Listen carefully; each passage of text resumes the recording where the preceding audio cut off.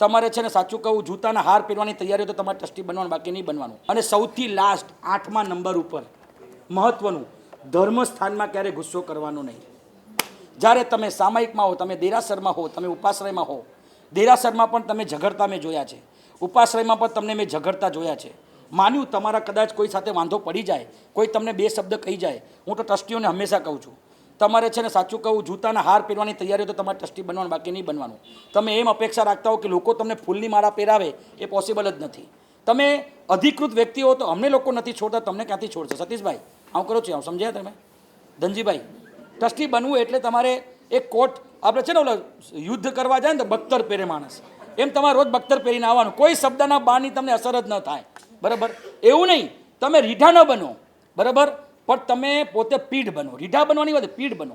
કોઈ કહી જાય તો ઠીક છે, કોઈ ન કહી જાય તો બી ઠીક છે, એને શાંત કરો, એને સમજાવો કે હા ભાઈ હશે હશે હશે, એમ કરીને છોડવાનું. આપણે બધા ધર્મસ્થાનમાં પણ ગુસ્સો કરવાનું છોડતા, ધર્મસ્થાનમાં ગુસ્સો કરશો તો આપણે ત્યાં ખબર છે કહેવત છે, અન્ય જગ્યા પર પાપ બાંધો તો તીર્થસ્થાનમાં ધોવાય, પણ તીર્થસ્થાનમાં જ પાપ બાંધો તો તમે કઈ જગ્યાએ તમારી માટે બચે કે તમે પાપ ધોઈ શકો?